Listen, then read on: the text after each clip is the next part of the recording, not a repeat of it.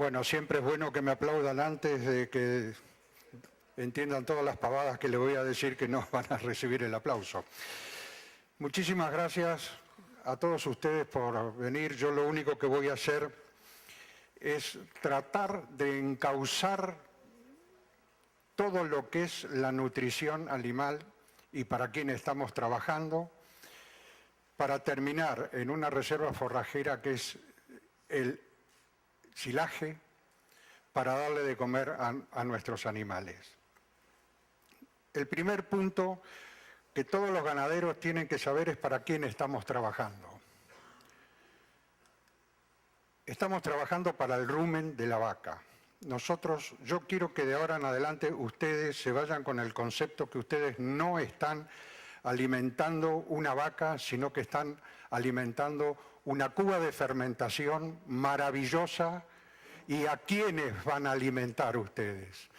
Saquen el concepto que le están dando de comer a la vaca por la sencilla razón de que el rumen, ahí adentro en el rumen, hay toda una población de bacterias que son las encargadas de degradar toda esa comida que nosotros le damos para que pueda ser absorbida en los distintos puntos, ya sea en el rumen o pasar después al intestino, para entrar en el torrente sanguíneo y llegar a la producción de leche. Estas bacterias las tenemos que cuidar más que nuestra vida porque son la fábrica de la verdadera comida que hace la vaca. Yo les quiero mostrar algunas de las que hay ahí para que ustedes sepan que existe eso ahí adentro. Estos monstruos que aparentemente al microscopio parecen cosas de otro planeta con sus bocas y sus cilias, son las encargadas de degradar una sustancia compleja como es un pasto, dividirlo en los ladrillitos que componen esa estructura para que la vaca lo pueda aprovechar. Sin estos animalitos que tenemos ahí adentro, no podríamos ni siquiera vivir la vaca y menos producir leche. Yo siempre muestro esto para que... ¿Qué pasó aquí? Hubo un boicot. Ah, no. Me comió la bacteria una de las diapositivas. Entonces ustedes fíjense que esto es una fibra que está atacada por las bacterias. Así funciona este sistema. Por eso recalco, ustedes de ahora en adelante piensen que están trabajando para esto. Y hay de diferentes especializaciones. Para que ustedes entiendan, la comida que ustedes le dan a la vaca, imagínense que es un edificio. Entonces cuando entra eso adentro de la panza, a ese rumen, hay bacterias que son encargadas exclusivamente en comer vidrio, otras exclusivamente en comer ladrillo, otras exclusivamente en comer hierro. Y todo eso que se degrada pasa recién al torrente sanguíneo para que pueda ser absorbido. Por eso ustedes saben muy bien, cuando cambian drásticamente de alimentación de un día para otro, se le caen los litros. ¿Cuál es la explicación? Eso se llama impacto ruminal. ¿Qué pasa? Está acostumbrada a comer una casa. Hay un equilibrio de bacterias y llega a la casa y se la comen, llega a la casa y se la comen. Y un día ustedes le echan solamente vidrio. La población que se comía el vidrio era muy chiquitita, estaba balanceada contra todo el resto. Cuando le ponen solamente vidrio porque cambian la alimentación, esa población no alcanza a comer todo ese vidrio. Las otras que no comen nada empiezan a mirarse y se mueren hasta que empieza a crecer esa población especializada para comer vidrio y al final a los 20 días llega a establecerse y recién ahí se establece nuevamente la función ruminal. Para esto perdimos esos litros de leche que no los recuperamos nunca más. Por eso cada vez que haya un cambio de dieta tienen que entrar en balanza, entrar a dar de comer la comida nueva de a poquito, ir cambiándola progresivamente para no pegarle al rumen y no cambiarlo drásticamente.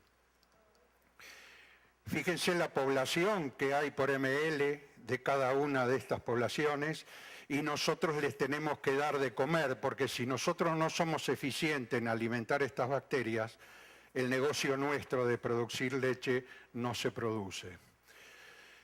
Fíjense todo esto todo esto que ustedes están viendo acá, situación geográfica, la intervención del hombre, el comportamiento, la selección, la toma del alimento, condiciones climáticas, características físicas, todo lo que hacemos, ¿dónde termina?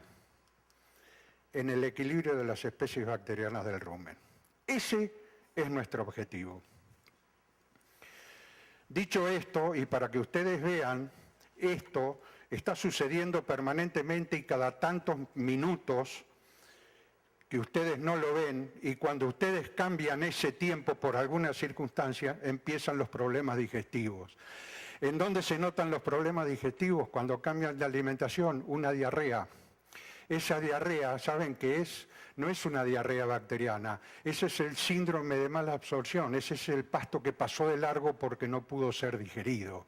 Hasta que vuelve la bosta a normalizarse, entonces ahí sí logramos el balance de todas las cosas. Esto sucede todos los días, las 24 horas del día, durante toda la vida de la vaca.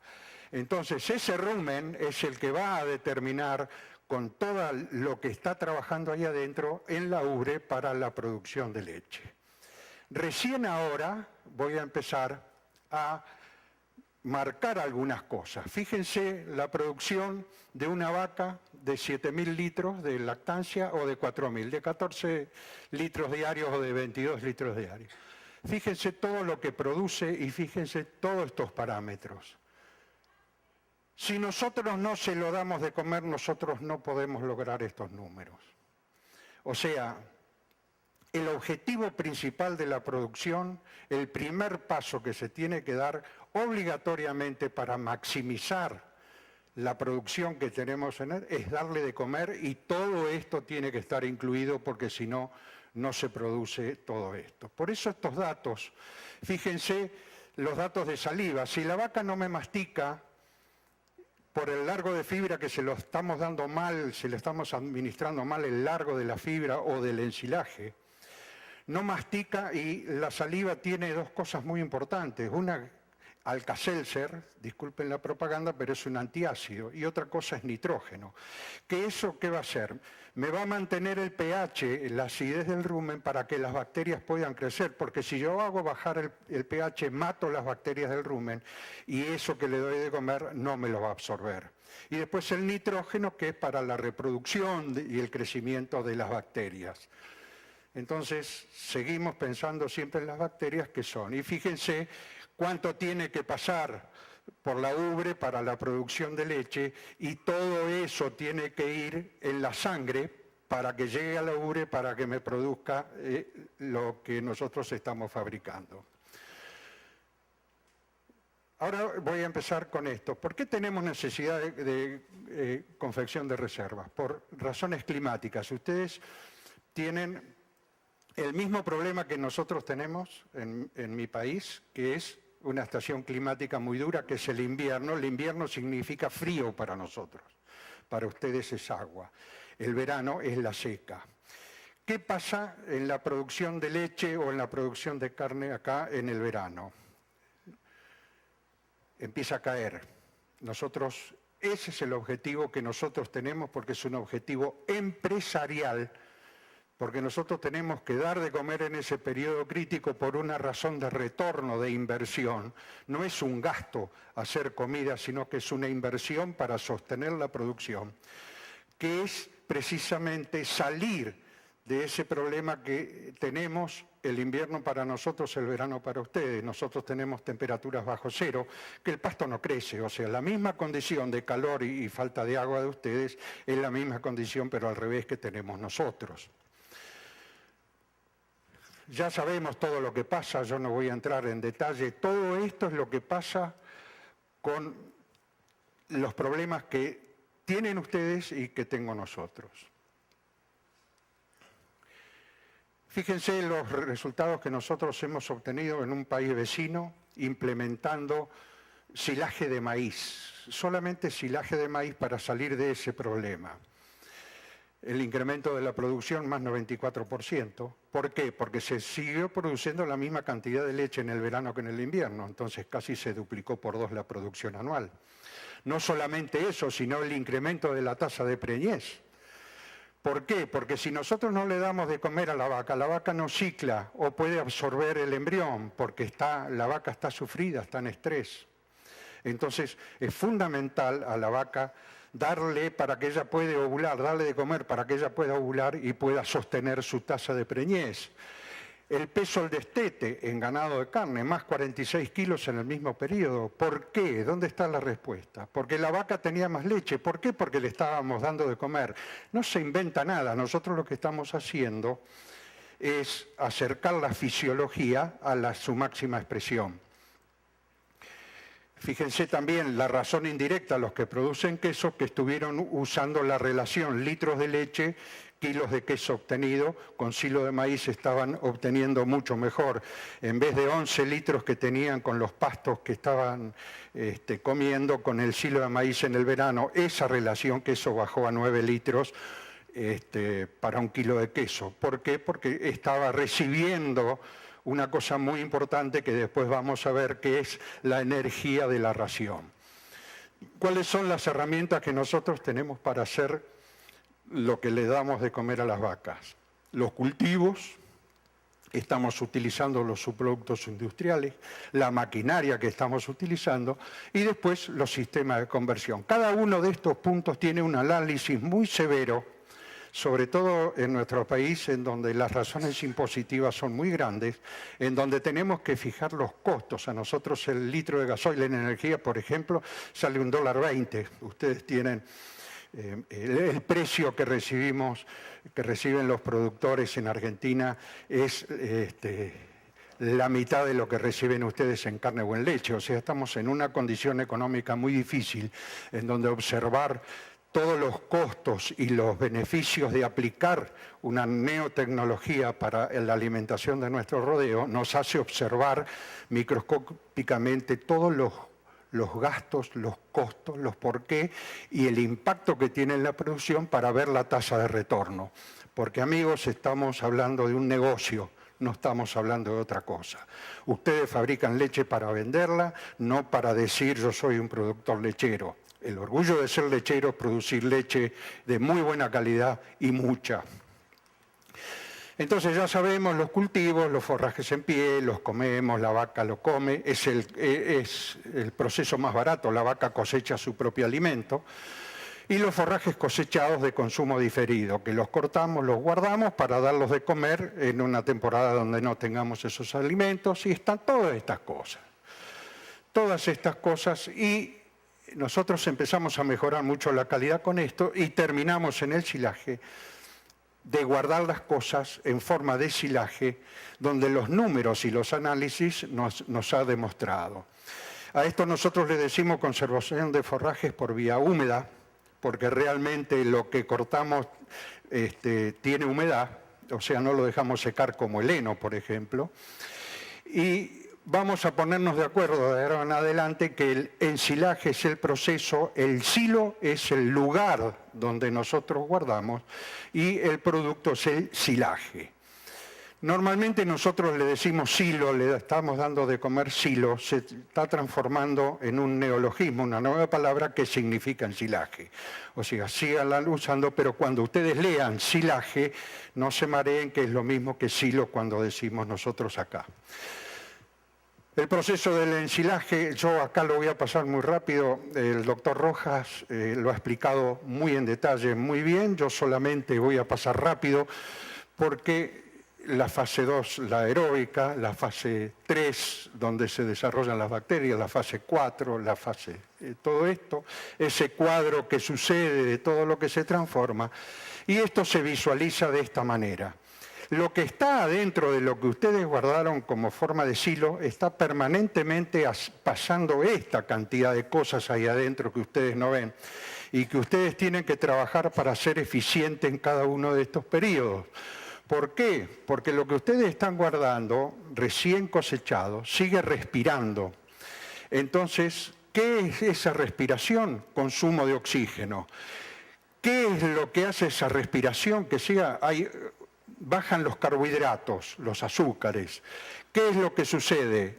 Hay un aumento en el gasto de esa energía que nosotros guardamos inicialmente, que también explicó el doctor Rojas, que nunca lo que empezamos a guardar es mejor de lo que cosechamos, porque va perdiendo cosas, va utilizando energía para su propio proceso. Aumenta la formación de gases, sobre todo de anhídrido carbono o CO2, que es lo que está haciendo que se consuma el oxígeno, saltemos de la fase mala de oxígeno, la fase aeróbica, a la fase anaeróbica. Amigos míos, de ahora en adelante, piensen que el oxígeno es el asesino del silo, es el veneno del silo.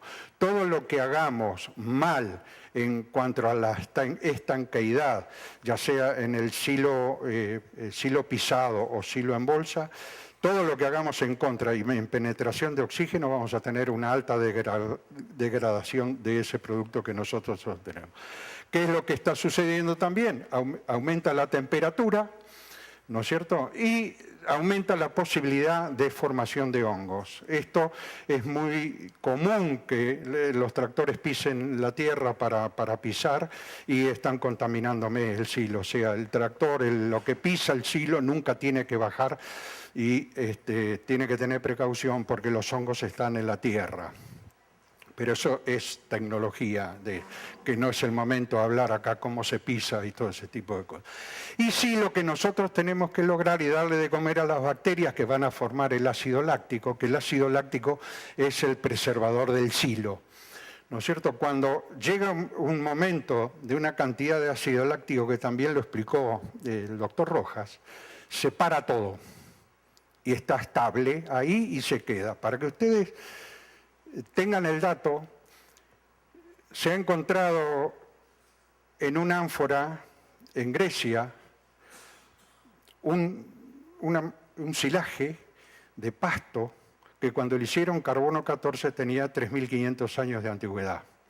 O sea que el hombre conoce la técnica del ensilaje y fue perfeccionándose a medida. Está en la Biblia también de cómo se guardaban los pastos. O sea que cuando se abre dura indefinidamente, pero cuando se abre y el aire entra a meterse de adentro, ahí empiezan los problemas, por eso hay que darlo de comer rápido.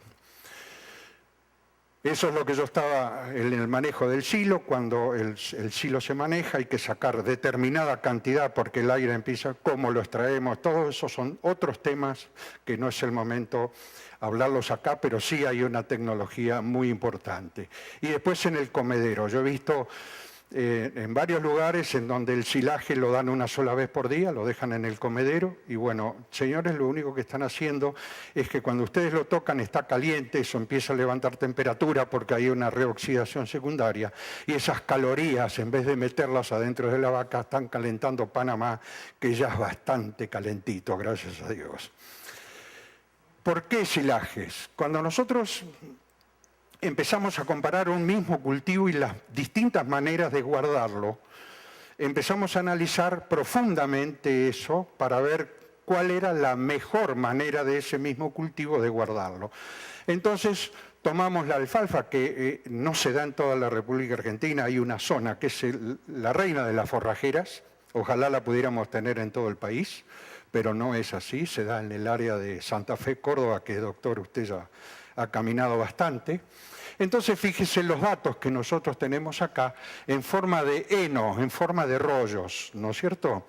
Y empezamos a analizar silajes y empezamos a ver, fíjense, proteína bruta y proteína bruta, el mismo cultivo guardado en forma de heno que en forma de silaje.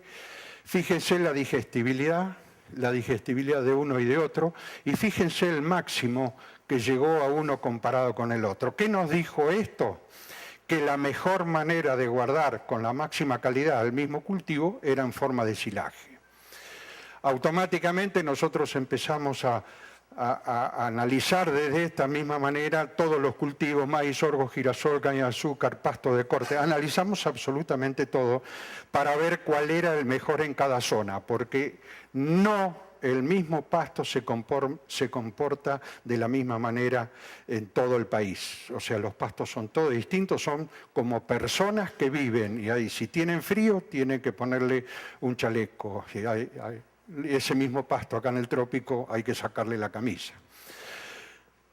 ¿Cómo calculamos nosotros cuánto tenemos que darle de comer? Es una simple razón prescriptiva matemática. ¿Cuántos requerimientos? Cuando hablamos los nutricionistas de materia seca, estamos diciendo de ese alimento qué es lo que tiene sacada el agua. O sea, lo que queda es materia seca, que es la moneda de nutrición que nosotros usamos para hacer todos los cálculos de lo que le tenemos que dar de comer a la vaca. Por eso, los requerimientos de materia seca los tenemos que determinar antes de hacer la reserva para saber cuánto tenemos que hacer. Entonces, hacemos toda una fórmula muy fácil, ¿no es cierto?, que dicen que nosotros para esta cantidad de materia seca tenemos que hacer, en el caso de este maíz, tenemos que hacer 21 a 5 hectáreas. O sea, que hay que proyectar como empresa qué es lo que vamos a necesitar, cuánto vamos a necesitar para poder hacerlo.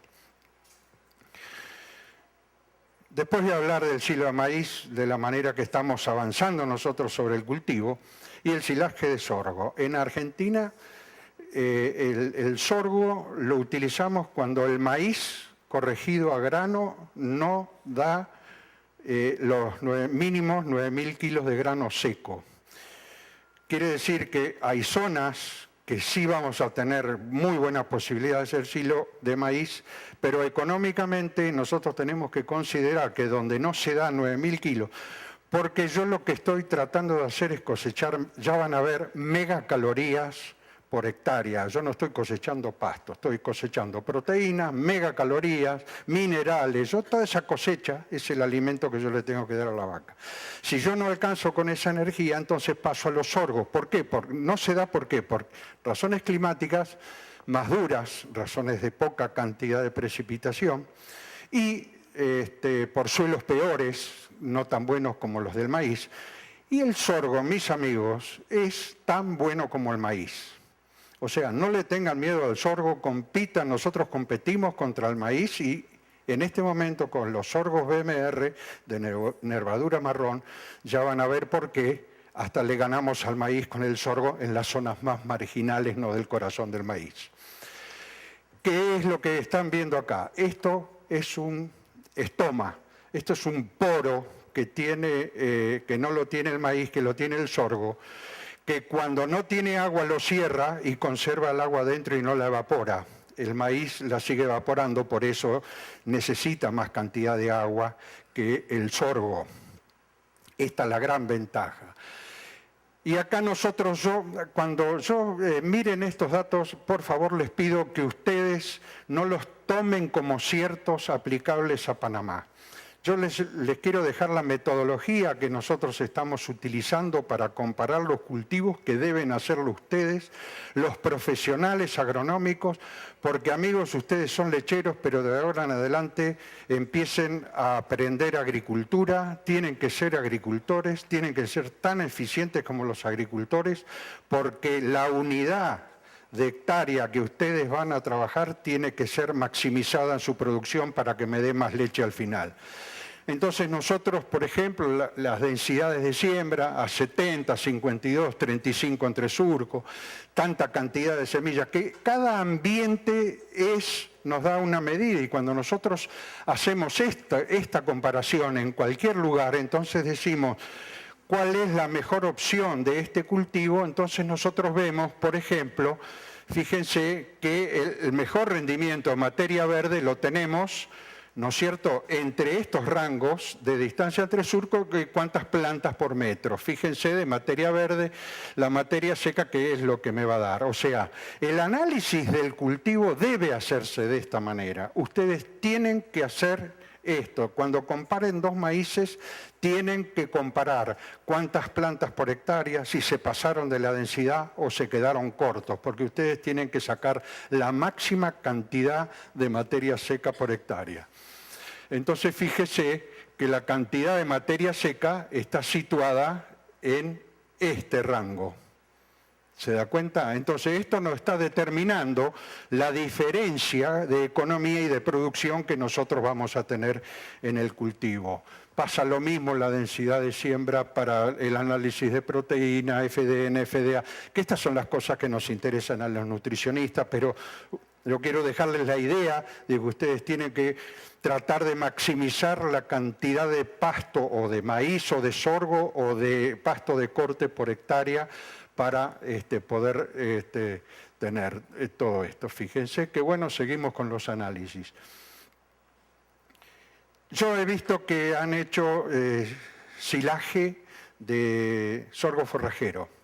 El silaje de sorgo forrajero, con las máquinas que tienen ustedes disponibles en su mercado, yo no se los recomiendo por la sencilla razón de que en el momento de la cosecha, si ustedes lo hacen en grano pastoso, entonces es muy húmedo, le va a lixiviar muchísimo, entonces ustedes lo atrasan, el grano está más duro, pasa de largo y la vaca no lo puede absorber. Ese almidón que está guardado ahí adentro de esa cutícula, la bacteria no puede penetrarlo, por eso el grano tiene que estar abierto, partido, igual que el del maíz. Pero sí las máquinas que hay acá en el maíz, con el largo de corto, el grano de maíz se lastima más, o sea que hay silos muy buenos hechos con estas máquinas que tienen, pero por favor olvídense de hacer de sorgo granífero, silo de sorgo granífero. Primero por esta razón de que van a perder muchas megacalorías que va a pasar por la bosta, y después el estóero, la planta, es de muy mala calidad comparada con el especialista sorgo forrajero. Ahora van a ver qué es lo que nosotros hacemos para corregir la energía. Fíjense, el análisis que nosotros hacemos del cultivo de sorgo, según el manejo que nosotros tengamos, 4 pastoreos, corte y silo y rebrote, ¿no es cierto? Y fíjense que nosotros encontramos que hacer silo y utilizar el rebrote era la cosecha más óptima, sacábamos más cantidad de kilos contra la forma tradicional de dar de comer.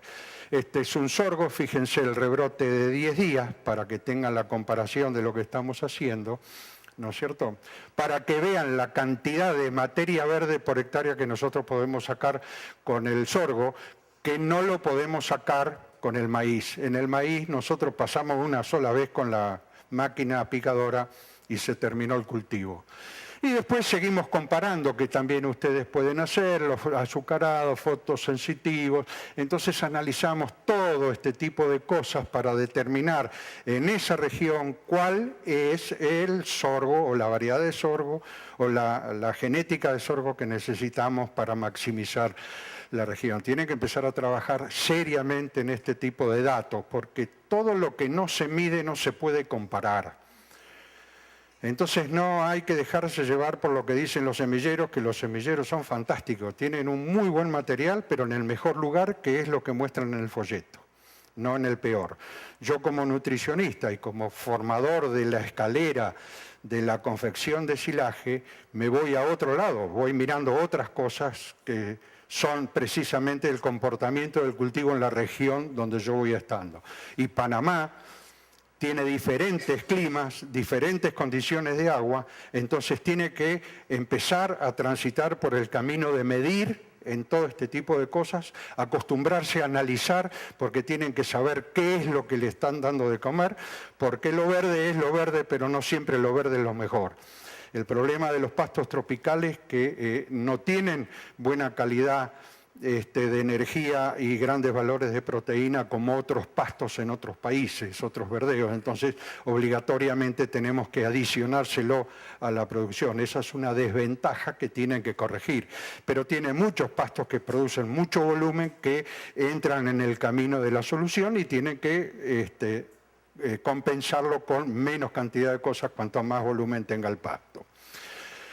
Ahí nosotros seguimos y fíjense los valores del nervarrudo marrón, si lo sembramos, esto es si lo sembramos temprano y lo cosechamos temprano, medio tardío, o sea, acostúmbrense a esta metodología de analizar el cultivo para guardarlo. Este es el análisis de digestibilidad que nosotros hacemos para comparar un cultivo y otro, qué es lo que está pasando en el rumen, dónde se me va. O sea, hay que empezar a medir para decir, esto es lo que yo tengo que hacer. Que no es lo mismo lo que usted tiene que hacer, señor, que el señor que está ahí al lado. O sea, no es lo mismo. Una opción que nosotros hicimos, que salió por una emergencia, nos quedamos sin pasto precisamente y había girasol y picamos el girasol como medida de un cultivo alternativo de dar de comer porque no había otra cosa y traer comida al lugar donde estábamos era muy caro, no nos iba a redituar. Entonces lo picamos y asombrosamente encontramos un cultivo nuevo que yo lo propuse en Venezuela y en Venezuela dio los resultados que dio también en la misma proporción que dio en Argentina. Es un cultivo que se da en todo tipo de climas y en cualquier tipo de suelo. La única cosa que no tiene que tener el cultivo es, yo les voy a mostrar ahora en adelante, y fíjense lo que me está produciendo. Es asombroso lo que puede llegar a dar en la mejor zona el cultivo de girasol. Fíjense que lo único que tiene que tener, que el suelo no tiene que tener aluminio, ustedes tienen que hacer el análisis de suelo, y no solamente el análisis de suelo, sino tener todas estas que son las necesidades propias del cultivo, ¿no es cierto? O sea, vamos recalcando otra vez más que ustedes tienen que ser agricultores para poder llegar a hacer sus reservas, ¿no es cierto? Elegir la semilla. Y después esto que es muy importante. Esto que es muy importante, acá quiero detenerme un ratito, va para todos los cultivos. Señores, ustedes tienen su finca y ustedes tienen que pensar que se la prestaron sus nietos y se las tienen que devolver en las mismas o en mejores condiciones que las que están. No degraden el suelo, aprendan a fertilizar, cada cultivo es distinto, tienen que darle de comer a ese cultivo para que no se lleven los nutrientes de su suelo y su suelo sea siempre y sea sustentable y que sirva para las generaciones posteriores. Señores, cuiden el suelo y como dato yo les voy a decir que en el mundo de Centroamérica para abajo van a ser los países que le van a dar de comer al mundo, va a ser estratégico. Estábamos hoy hablando acá con el doctor, que es estratégico. El petróleo se termina y ya la alternativa ya está solucionado, pero la comida no. Entonces hay que tener mucho cuidado porque de ahora en adelante los países van a ser sometidos o dominados por la fabricación de comida. Con esto estoy teniendo una alerta.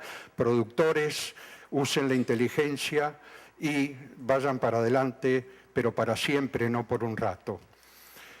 El cultivo de girasol, por ejemplo, pueden tener una ayuda extra, ¿no es cierto? Las colmenas por hectárea aumentan entre un 21 y un 27 por la polinización nada más. Aparte de tener la miel, pueden tener una mejor cantidad de semillas que tienen más cantidad de aceite, que tienen y van a cosechar más cantidad de energía. ¿Cómo lo hacemos? Bueno, hay un momento, hay una maduración, es precisamente en este estado, entre R8 y R9. El picado es el mismo que el del maíz, el mismo largo del maíz, ¿no es cierto? Tiene que levantar la plataforma de corte porque todo eso que queda ahí es digestible en un 9%, es muy lignoso, no sirve para nada. Y fíjense que la cosechadora acá está levantada la plataforma de corte a 48 centímetros. Acá está cosechando esa emergencia que nosotros tuvimos, que estaba ahí a nuestra mano y no teníamos otra cosa, se nos había terminado la pastura y bueno, empezamos a hacer un silaje igual que el silaje de maíz o el silaje de pastura. También analizamos cómo se comportaba, ¿no es cierto?, en R6, en R9, los distintos estados. Empezamos a ver la diferencia que había y fíjense entre año y año la variabilidad de la misma especie por las condiciones climáticas, la variedad que nosotros teníamos, lo que no indica que el primer dato que tenemos va a ser para siempre. Siempre tenemos que trabajar con los promedios de producción de cada zona. Lo mismo para proteína, todos los análisis que nosotros hacemos, los que estamos en toda esta cosa tan compleja, que es necesario para decir este cultivo es el que tenemos que hacer. Fíjense que los comparé con el silo de maíz y fíjense la producción de leche con girasol y la producción con ensilaje de maíz. Prácticamente igual. La grasa, la proteína, exactamente. Fíjense los parámetros de consumo en materia seca. Muy poquito por arriba de consumo seca por día para la misma producción. Pero fíjense que la digestibilidad de la materia seca que nosotros le estábamos dando era muy superior, un poquito superior a la que el ensilaje de maíz. Siempre conservando el porcentaje de grasa prácticamente, que era lo que nos estaba dando esto. En diferencia de esto nos daba esta diferencia de punto en la composición de grasa. Fíjense que es lo mismo. En kilos, exactamente lo mismo, desempeño comparado con silage de alfalfa, lo mismo que la alfalfa. O sea que es un señor cultivo que nos permite, ahora que lo conocemos y que lo manejamos, por los ácidos grasos insaturados de las carnes es mejor grasa porque tiene omega 3, ese aceite de girasol, y hace una grasa más saludable, y lo estamos utilizando estratégicamente para la carne de exportación a los mercados de élite, que tienen un precio diferencial por ser una mejor grasa, una grasa más saludable. Y ahora las otras alternativas que nosotros hacemos y que ya las manejamos es el combinado soja-maíz. Un poco estuvo hablando el doctor Rojas ayer, yo estoy pasando rápidamente ya con satisfacción. Ya hay unas sojas tropicales que pueden ser aplicadas acá, ¿no es cierto? Cómo sembrar el maíz, ya sabemos, fíjense que entro acá a analizar el maíz, lo mismo que para todos los cultivos, y estamos utilizando esto, experimentando esto, ¿no es cierto?, de acuerdo al mismo ambiente que nos permite meter 95.000 semillas por hectárea.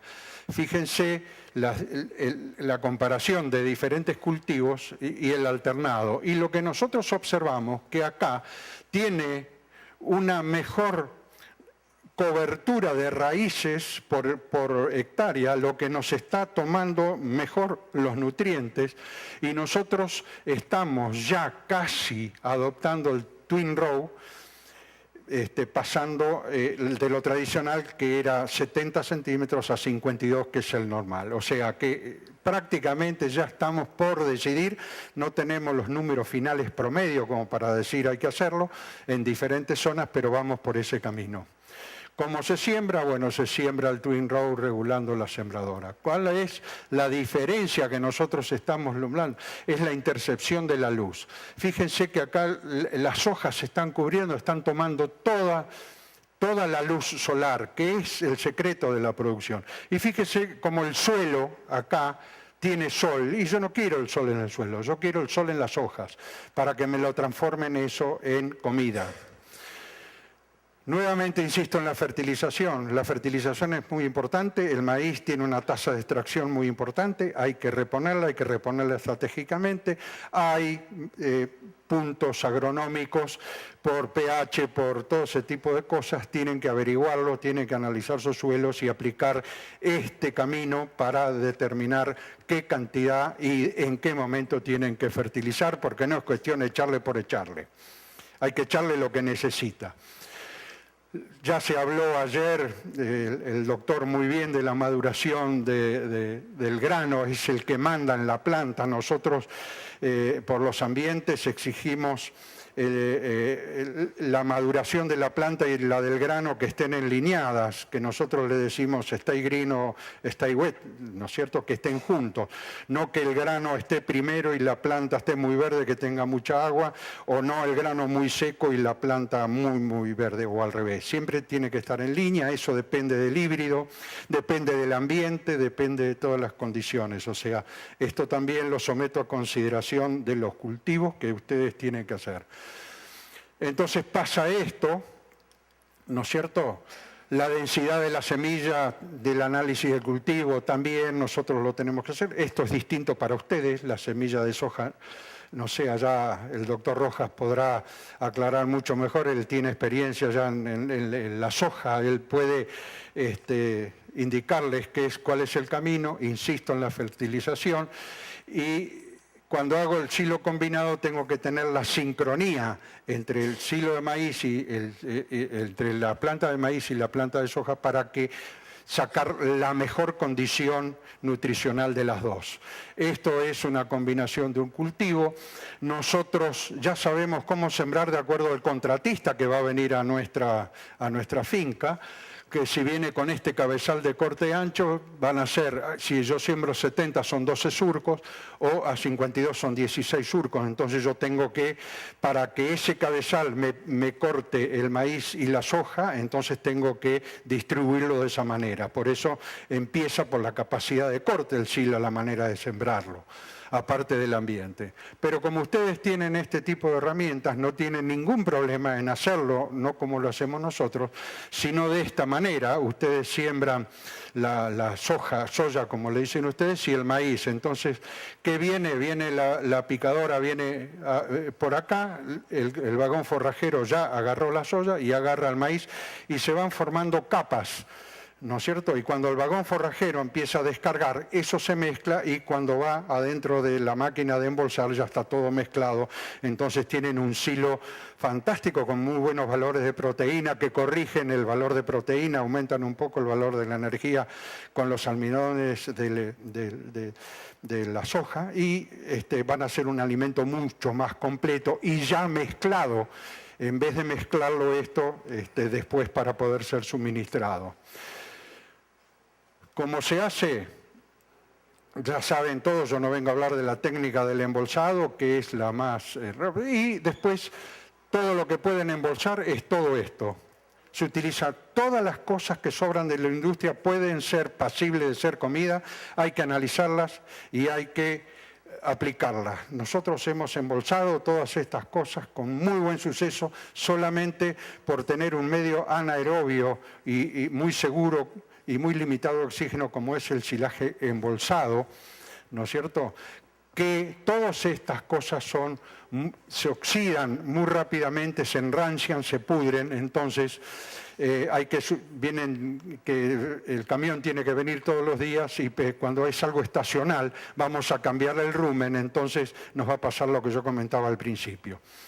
Todo esto es pasible, algunos son unos alimentos fantásticos que pueden venir y combinados.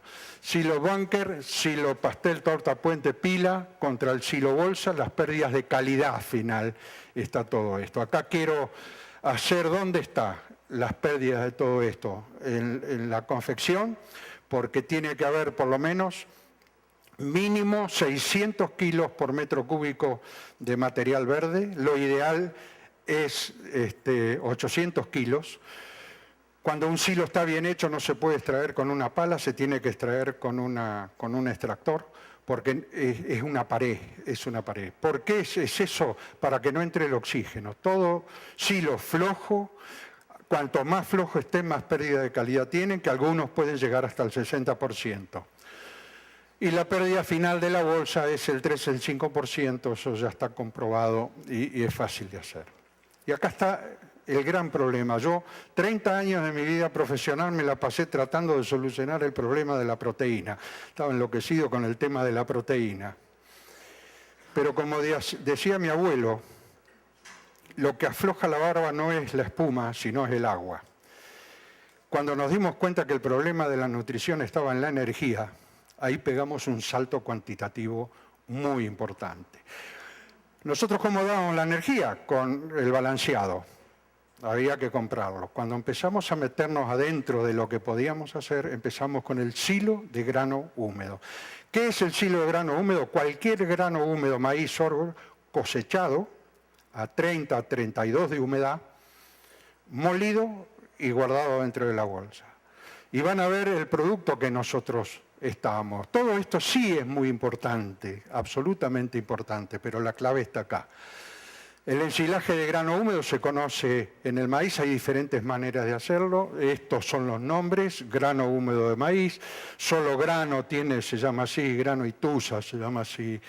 Y el análisis de laboratorio que nosotros hicimos la primera vez, fíjense la cantidad de megacalorías que nos estaba dando, esto era maíz, y fíjense la proteína bruta que nosotros teníamos de ahí. Nosotros descubrimos al análisis de ese grano para darle de comer a las vacas que estaba al 12% cuando estaba al 30% de humedad y que bajaba al 8% cuando se lo dábamos seco molido. En un rinde de 9.000 kilos, 10.000 kilos por hectárea, como es nuestro caso, de grano, son muchos kilos de proteína, gratis y de altísima calidad que tenemos, que es adicional a tomar la energía. O sea, las dos cosas corren tomadas de la mano.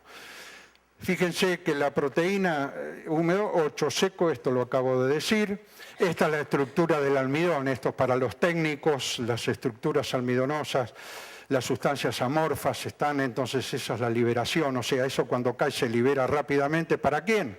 Para mis queridas bacterias. Entonces las bacterias crecen y van a atacar el pasto. Ese es el trabajo. Yo estoy dándole energía para que se reproduzcan rápidamente y hagan su trabajo, porque después esas bacterias todas van a pasar al intestino. No va a haber, entonces tiene que haber una renovación de esas bacterias y se la doy con energía. Eso es la energía dentro del rumen. Fíjense cómo, comparado el grano de maíz con el grano seco, cómo aumentábamos la digestibilidad en el rumen, cómo había menor concentración de amoníaco. ¿Por qué?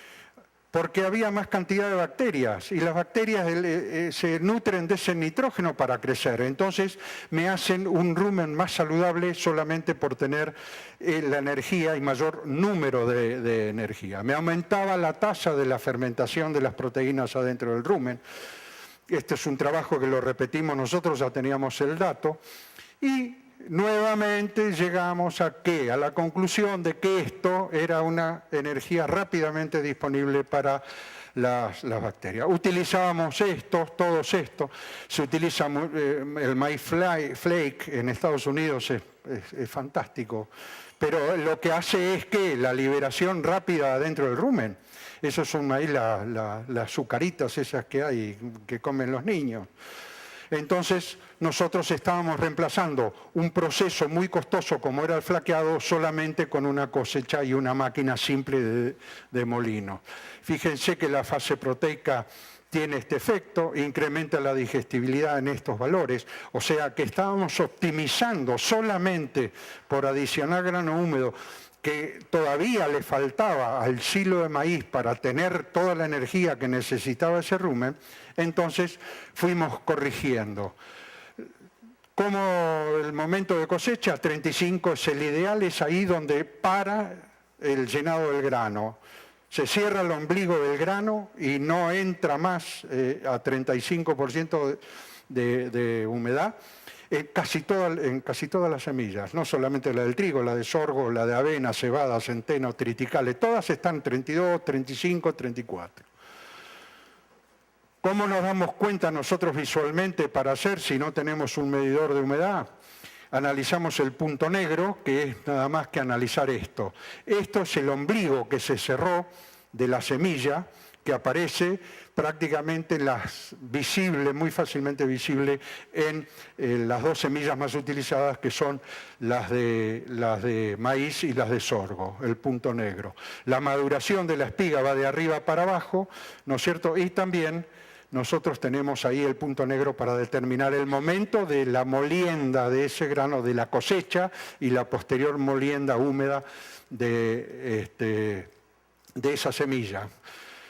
Para asegurar tenemos una ventana muy grande, de 22 hasta 32, para que tengan una idea, para que se haga grano húmedo. Cuanto más cerca de 32, más proteína voy a agarrar. Pero bueno, lo fundamental es que no están tan limitados como es la calidad máxima de la planta entera de maíz.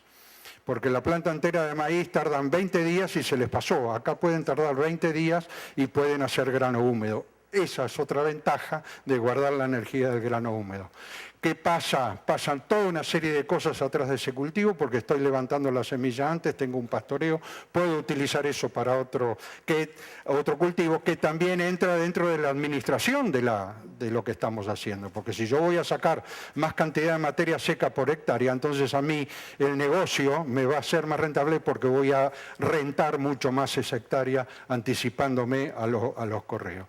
Y después comparamos nosotros, fíjense, el almidón en bosta que nosotros teníamos, el tratamiento 1 de esas vacas, tratamiento 1 era grano entero, que le dábamos grano entero, grano de maíz seco entero, grano de maíz seco partido y grano húmedo. Fíjense el almidón excretado por día. Quiere decir que si nosotros suplementábamos 4 kilos de maíz por día a esa vaca, nosotros estábamos perdiendo 1,680 kilos de almidón por la bosta. No nos dábamos cuenta. Empezamos a procesar ese grano y bajamos a medio kilo, de 4 kilos a medio kilo. Cuando comparamos con el grano húmedo eran 70 gramos. Ya pegamos un salto económico de ahorro muy, muy grande y esto nos permitió corregir la energía siendo mucho más eficientes. Todo esto que hay adentro de la comida son todos los carbohidratos que son tremendamente importantes. En el rumen, la fermentación de los azúcares y de los almidones tiene estas curvas en las razones de tiempo. ¿Por qué la vaca necesita energía? Para todas estas cosas. Para todas estas cosas. Es tremenda la cantidad de energía que necesita una vaca por día. ¿Cómo hacemos grano húmedo? Viene el granero sobre la máquina, que es una moledora, que tiene 2 molinos diferenciales de diferente capacidad. Viene, descarga, lo muele, lo embute y a los 20 días el silo ya está disponible para ser suministrado a las vacas. Este es un productor que engorda sus vacas solamente con pastoreo y grano húmedo. ¿Por qué? Porque el pasto nunca está con la energía necesaria. El pasto es vivo, tiene curvas buenas y curvas malas, sobre todo los pastos de invierno. Cuando van a la floración empiezan a traslocar azúcares y es ahí cuando el pasto es bueno, pero cuando pasa la floración se convierte en una cosa muy fea. Y el grano húmedo corrige esa necesidad de energía para más. Esto solamente este señor. Acá van a ver la máquina funcionando para que vean la sencillez del sistema de la máquina. ¿No es cierto? Esto es en Venezuela, esto es maíz blanco. El maíz blanco tiene la característica de tener mejores almidones, mejor condición de disposición de las 2 cosas que componen los almidones, que un amarillo y que un colorado. Entonces la máquina es muy simple, va ahí, pum, lo embute y se terminó. Y a los 20 días, mis amigos ya tienen solucionado el problema. ¿Qué pasó en la Argentina cuando implementamos esta técnica? Salió el balanceado comercial de la explotación. Les voy a contar una historia para que ustedes entiendan por qué somos tan minuciosos. Había una multinacional que vos le entregabas 1.000 kilos de maíz y ella te daba 700 kilos de balanceado. Un día se me ocurre entrar con una muestra al laboratorio para hacer unos perfiles, a ver si era cierto lo que decía el marbete, si yo lo tenía que corregir porque no me estaba dando lo que yo había esperado con la fórmula. Y resulta que descubro que la energía me la estaba dando con sorgo. Me estaba reemplazando el sorgo. O sea, me estaba haciendo un negocio brillante para ellos, pero muy malo para mí, porque el sorgo se me absorbe, la mayoría se me absorbe en el intestino y no en el rumen, que es el blanco que yo le quiero dar. Esto es el grano húmedo, esto es una bolsa de grano húmedo. Acá van a ver la diferencia, el color, esto es sorgo, esto es maíz. Cómo lo saco es muy simple, lo pueden sacar así con una pala frontal. Cómo se maneja la bolsa para que tal. Porque el problema de que no teníamos el embolsado y hacíamos el silo pisado y el silo de frente se nos llenaba de hongos y era tóxico, micotoxinas, era un problema terrible que teníamos hasta que llegó este sistema y fue la panacea para nosotros. Grano húmedo se hace de todo esto, hay que cuidar la bolsa de los perros, de los niños y de los adultos, porque yo todavía me quedé con ganas de caminar por arriba de una bolsa como los niños, porque es fantástico. ¿Cómo se protege la bolsa? Con un alambrado eléctrico, los roedores y embolsar limpio. Cuando ustedes hagan las cosas limpias, espacios desmalezados, firmes, los roedores no entran. La embutidora de forraje y la de grano húmedo es la misma máquina, se le cambian los kits para poder hacer las dos cosas. Y nosotros hacemos esto, decimos, bueno, tanto tenemos de esto, cuánto necesitamos de orden, que todo esto es nuestro trabajo en nutrición. Nosotros decimos que necesitamos para 12 litros por día 12,66 megacalorías, porque estos son fórmulas. Entonces las necesidades productivas, ya sabemos que necesitamos esta cantidad de materia seca para cada litro de leche o estas megacalorías para cada litro de leche que nosotros se los tenemos que dar al rodeo que nos está produciendo. ¿Esto qué significa? En carne, 5,30, fíjese la diferencia que hay para un litro de leche y en carne, y la cantidad de megacalorías que nosotros tenemos que darle en carne. Fíjense que, bueno, nosotros hacemos el cálculo de todo esto, de la vaca preñada, la lactancia, todo esto, sabemos que necesitamos estas megacalorías por ese animal que necesita comer 4.300 kilos, que eso significa 6.720 kilos de silo de silaje. Y acá voy a llegar y quiero que se vayan con esta imagen para finalizar. Esta es la verdad de lo que está sucediendo adentro de esa cuba de fermentación, el análisis de la bosta. Cuando ustedes empiecen a ver este tipo de bostas, llamen a los bomberos o llamen al veterinario para que le empiece a frenar el problema, porque acá hay un problema metabólico. Esto que ven ustedes acá es acidosis, el efecto de una bosta de acidosis. ¿Saben qué es esto? Esto es un pedazo de rumen, de tejido del rumen, que pasó afuera, lo lastimó a ese rumen y apareció en la bosta. El dar más energía de la que necesita la vaca es tremendamente peligroso por el tema de la acidosis subclínica, que es la que no se ve, y la clínica, que es la difícil y que incluso se le puede morir. Por eso cuando empiecen las burbujas estas y todo, es así. La bosta tiene que ser como una forma de torta. Yo acá me estoy dando cuenta de que no fue procesado bien el maíz, o sea, ese silo me está manifestando que algún problema hubo, entonces yo tengo que corregir, porque si bien por fórmula yo tengo esa energía, pero todo se muele. Y esto pasa de largo, entonces yo tengo una diferencia entre el análisis bromatológico y lo que realmente pasa en la vaca, porque tenemos tres tipos de raciones. Las que diseñamos con la computadora o con los modelos matemáticos, la que le damos en comedero y la verdadera, la que come la vaca. Por eso el manejo del comedero también es tremendamente importante. Yo no quiero que todo esto sea plata que se les está escapando a ustedes. Ustedes procesen el grano, no desperdicien este dinero. Fíjense una bosta buena y una bosta mala. Fíjense esta que parece una torta y esto es diarreico, esto es acidosis subclínica. Y la bosta tiene que ser de esta manera, tiene que ser una torta, tiene que tener esta depresión en el medio, que nosotros siempre decimos que a esa torta, ese lugar es para ponerle la frutilla del postre. ¿Cómo me doy cuenta yo, sin mirar la bosta, cómo me doy cuenta yo de que esa vaca está funcionando bien su alimentación? Por el ruido, porque la bosta buena de la vaca hace este ruido.